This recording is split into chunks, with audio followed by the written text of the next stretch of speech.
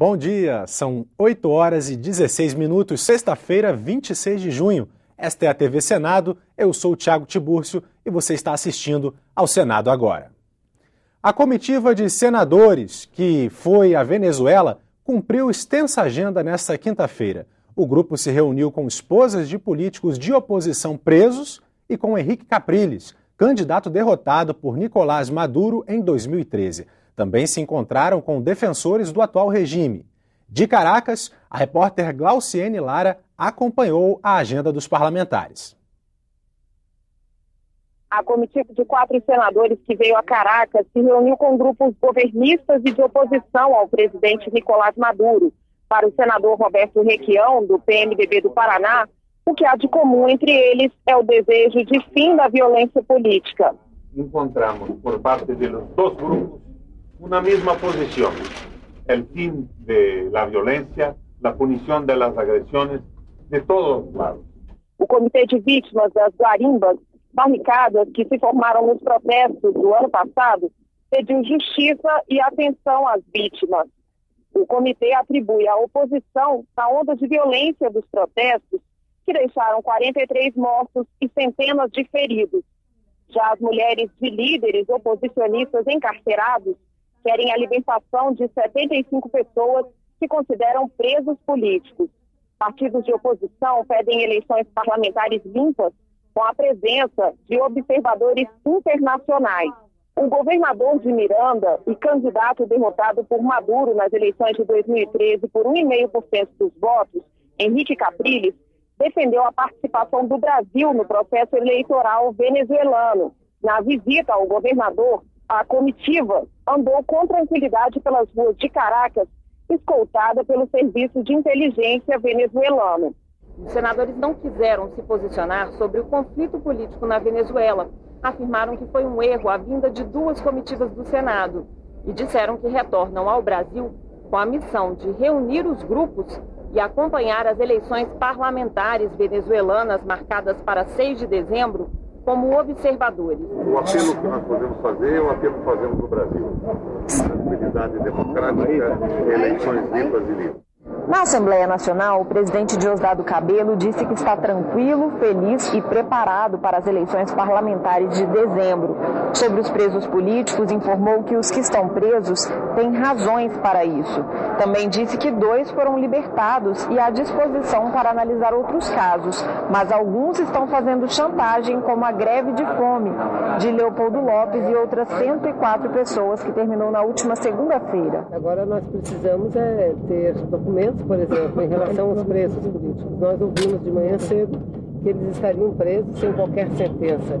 E a informação que nós temos não é exatamente essa. Então nós solicitamos, perguntamos se podemos ter acesso a todos os processos, o que nos foi acenado positivamente. Não basta e nem nada, nenhum discurso agora que não tenha base efetiva em documentação farta, né, no que de fato seja real, pode contribuir com a situação que vive a Venezuela hoje.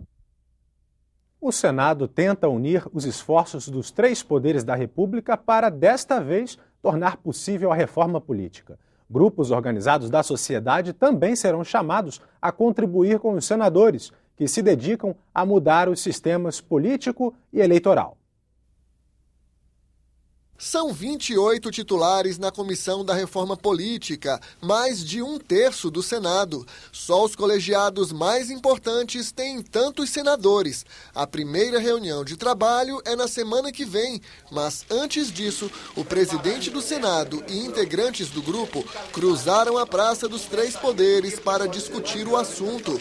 Primeiro com o presidente do Supremo Tribunal Federal, Ricardo Lewandowski, e nesta quinta-feira com a presidente Dilma Rousseff. A causa do fracasso das tentativas de mudança da política é porque nunca se envolveu num esforço só todos os poderes da República, e essa é uma oportunidade de fazer.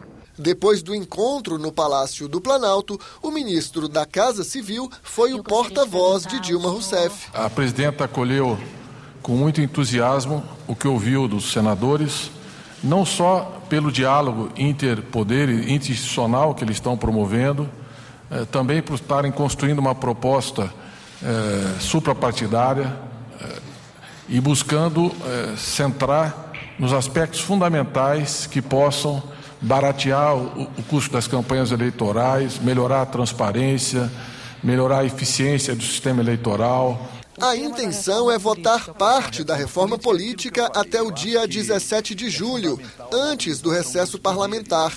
Segundo o relator da comissão, algumas regras devem valer já para as eleições municipais de 2016. O nosso prazo da comissão não se extingue no dia 17 de julho, quando queremos votar uma série de matérias, mas vai continuar até outubro e, portanto, nós poderemos avançar em muitos outros temas que irão da estruturação dos partidos, da transparência dos partidos, da diminuição do gasto de campanha. O presidente da comissão disse que vai ouvir representantes da sociedade, como a Ordem dos Advogados e a Conferência Nacional dos Bispos do Brasil, que tem uma proposta para a reforma política. Nós sabemos que há um certo descrédito por parte da sociedade até nos resultados dessa reforma. Mas nós estamos otimistas, achamos que é possível.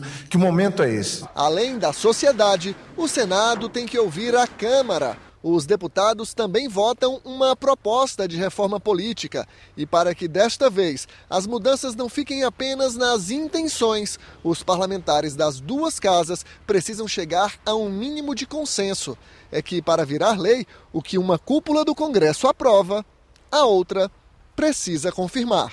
O deputado Eduardo Cunha e o senador Renan Calheiros têm trabalhado em conjunto.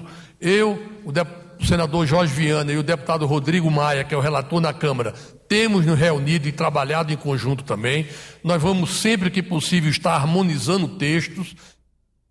Visita à Venezuela, federalização da educação e reforma política. Veja o que movimentou a Semana dos Senadores.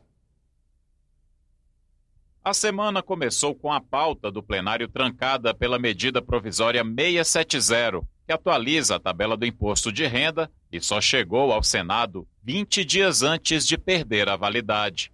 Mas a pauta dos últimos dias foi dominada mesmo pela reforma política. Uma comissão especial para analisar o tema foi instalada na terça. São 28 membros titulares, mais de 1/3 do Senado. Renan Calheiros e integrantes do grupo cruzaram a Praça dos Três Poderes para debater o assunto. Na quarta, com o presidente do Supremo Tribunal Federal, Ricardo Lewandowski, e na quinta-feira, com a presidente Dilma Rousseff.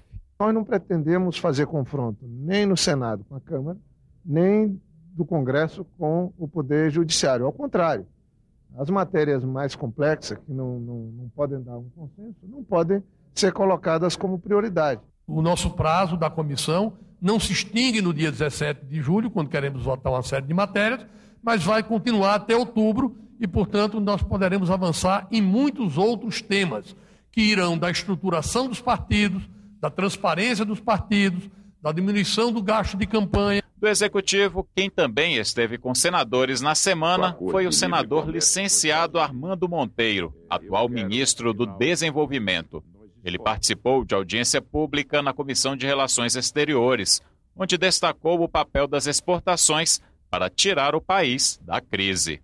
O Brasil vai ser e será ainda um grande exportador de commodities, mas se não recuperarmos a nossa posição na área das manufaturas, se o Brasil não tiver claramente uma agenda com um foco na maior integração, sobretudo da indústria, as tais cadeias de valor do mundo, nós vamos perder esse trem e aí sim nós teremos condenados a ter cada vez mais uma indústria menor no Brasil. O Senado também procurou fortalecer relações diplomáticas.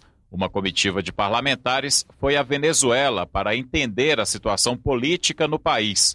Eles se reuniram com lideranças de oposição e também com apoiadores do governo de Nicolás Maduro. Uma coisa fica clara, depois das eleições que foram apertadíssimas, com ânimos exaltados, alguns líderes da oposição conclamaram o povo à rua para que na rua ficasse até a queda do regime. E isso provocou esse processo de violência que levou à morte de 43 pessoas. Os senadores já voltaram ao Brasil. Enquanto isso, por aqui, o presidente do Senado apresentou uma proposta de emenda à Constituição que cria uma nova autoridade no Poder Legislativo para avaliar a política fiscal do governo. Para não acontecer essas coisas com as quais nós estamos tendo que conviver. Pedaladas, tem que buscar definitivamente uma qualidade para o superávit, tem que dar qualidade ao gasto público, e acho que o papel do Congresso, mais do que comentar, é apresentar saída. Nas comissões foram aprovados a federalização do ensino básico, um projeto que tramitava há 7 anos na Casa e que agora segue para a Câmara. Também foi aprovado o relatório da medida provisória 671, que trata do refinanciamento das dívidas dos clubes de futebol e cria a Lei de Responsabilidade Fiscal do Esporte. Agora, a matéria precisa ser aprovada pelos deputados para depois vir ao plenário do Senado. No plenário, todos esses temas que estão sendo arguídos, dúvidas ou posições distintas à do relator, poderão novamente ser trazidas ao debate e ao voto. E a MP 670 acabou não sendo votada e continua trancando a pauta na semana que vem. Ficamos por aqui.